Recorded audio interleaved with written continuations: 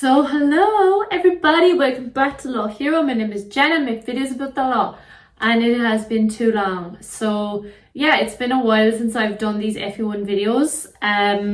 We have Storm Anthony or something in Ireland right now. So I was like, okay, I'm going to make these FE1 videos. And what I basically do is I recap the previous exam, so in this case March 2023, and then I kind of like add in, I just kind of talk through it. So what I would encourage you to do is like kind of go for a walk or something while you're listening to this video, and yeah, just like let it sink in. This one is company law, and yeah, I'm going to go through it. And basically what it is essentially like a whistle stop tour, or like night before notes. That's what it essentially is in a video. And yeah, I love making them. It's very good for me, for myself, to kind of recap on, like the salient points of any given subject in the FE1. But anyway, if you are new here, welcome. I make videos about the FE1 and I'm a solicitor, you can see. And yeah, this is my passion. I also sell ebooks. I'm going to be talking about that during this little video, and yeah, we're just going to jump right into it. And hopefully today I'm going to basically answer a lot of the questions I've been getting on Instagram and whatnot, because yeah, it's always the same stuff and the FE1 is like copy and paste every year. So yeah, let's get right into it.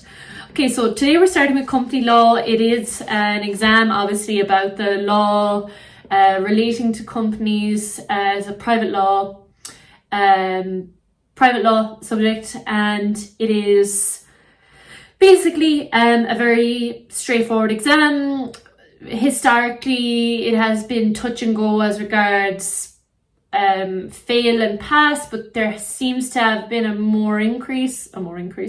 there seems to have been an increase in the rate of failure in recent years, given the fact that the internal examiner, Dr. Thomas B. Courtney, has become a little bit impatient with people's lack of understanding of the fundamentals. And when I go into law firms and I talk about FE1, especially when I'm trying to get students to kind of understand the level that is required in the FE1, I would say that the number one thing is understanding the fundamentals.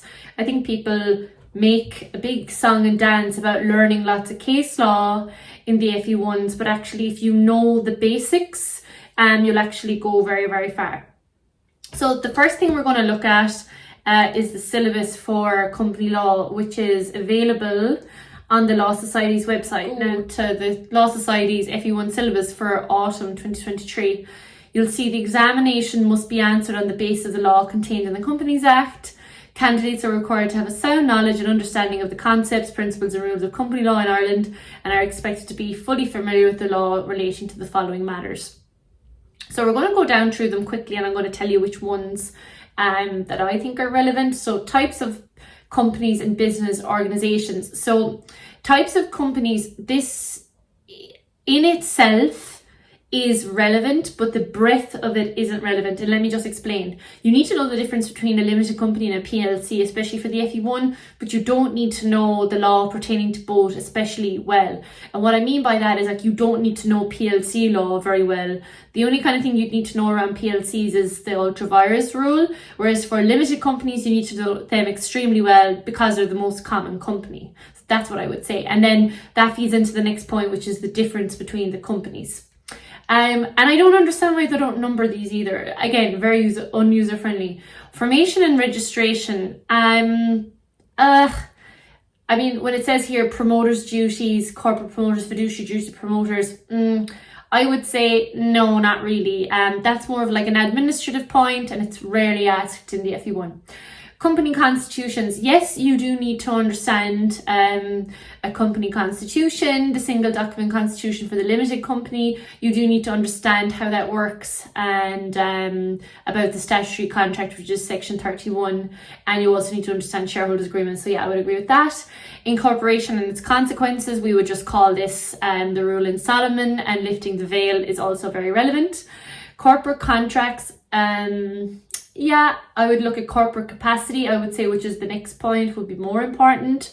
And the authority of agents, that definitely does come up every year. Corporate governance, I would say, yeah, when it comes to meetings, members' meetings, that does come up every year. Like, how does members sanction their approval? That is asked. The summary approval procedure is rarely asked at FE1 level. That would be more like a PPC thing, because it's more like transactional. If you're acting for a bank, you look for summary approval procedure. It's more important on a transaction basis rather than a theoretical basis. Transfer of shares is important when it comes to shares and kind of the basics of shares, I would say. Maintenance of capital, I would say just to know the rule in general, that like the whole point of company law is that capital isn't diminished to the detriment of creditors. I think that kind of general rule is to be known, but you don't really need to know the ins and outs of maintenance of capital, again, because it is, you know, only really for PLCs a lot of the time. Shareholder remedies, yes, you need to know section 2 and 2. Shareholder oppression, members and directors meetings, I think we kind of touched on that already. Duties of directors, absolutely essential at FE1 level. You're going to get at least one question on it. Statutory regulation of transaction involving directors and companies, not really in the FE1, again, more of a PPC thing. Financial statements, auditors and annual return, again, more of a PPC thing. Investigation and inspectors, not really. Debentures and charges, yes, you will be asked that in the FE1, particularly when a floating charge crystallizes. Receivers have been asked more and more, definitely will be a problem question around a receiver being appointed and advising them. Examinerships are asked the odd time, not very prevalent, but I would still note just as a backup question. Scheme of arrangement, no. Winding up and striking off, yes. Winding up, yes, I would need to know that. Matters arising in a winding up, yes. Compliance and enforcement, that would be your disqualification and restriction. So yeah, I mean, what he writes there is fairly comprehensive. As I said, probably about 80% of that is asked. The next part, which is March 2023 paper. I have it right here in front of me. All in all, it was grand. I didn't see anything really weird at all. The first question was like that question I just mentioned there. The members of a company can give their sanction to a proposed course of action in 4 ways.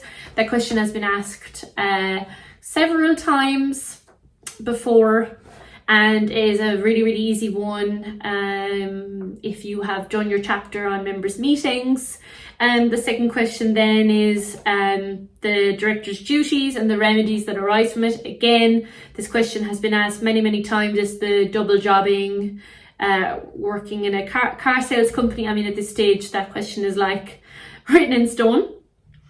The third question in March 2023 presumably involved a transfer of shares, because if you look in the body of the question, it says section 95(1)(a) applies, and the directors may in their absolute discretion and without assigning any reason to do so decline the transfer of shares. So I mean, I suppose the big thing which you have to remember with transfer of shares is why that's there. Like, it's a private company for a reason. You don't want external control over your private endeavours, and that's why you have that section 95(1)(a).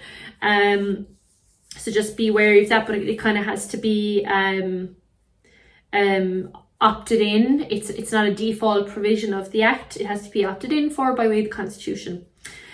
Question 4 was an essay question around ultra-vires for the different types of companies. And again, you see there are different types of companies. You don't really need to know everything about them, but you need to know how the ultra-vires rules applies to them as against each other.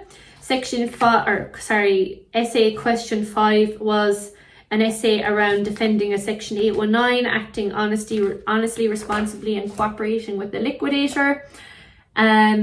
In question 6, we have advising a receiver, which has been asked several times at this stage. Question 7, you had an essay question of where a floating charge crystallizes. That's been asked several times. And then the final one looks to me to be a what's concerned with trading order check. Would be unfair preference, looks to me. So yeah, I mean, and that one's been asked a few times where you're advising the liquidator. There's 3 payments there, to be very clear to separate them out, and why each one, why you would try and dismiss each one of those payments as a liquidator.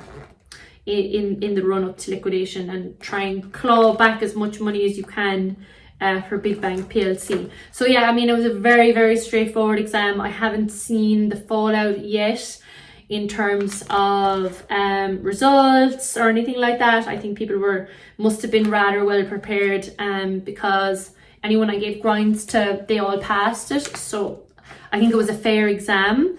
What I would say is, like I say to everybody who's sitting the company law exam, don't write anything irrelevant. It annoys Tom Courtney. He'll very quickly mark you down for something seemingly innocent but detrimental if you were in a professional capacity, if you're in a professional setting, especially when it comes to company law. The answer has to be very straightforward, as there's no real room for interpretation, simply because of the financial risk involved when it comes to company law.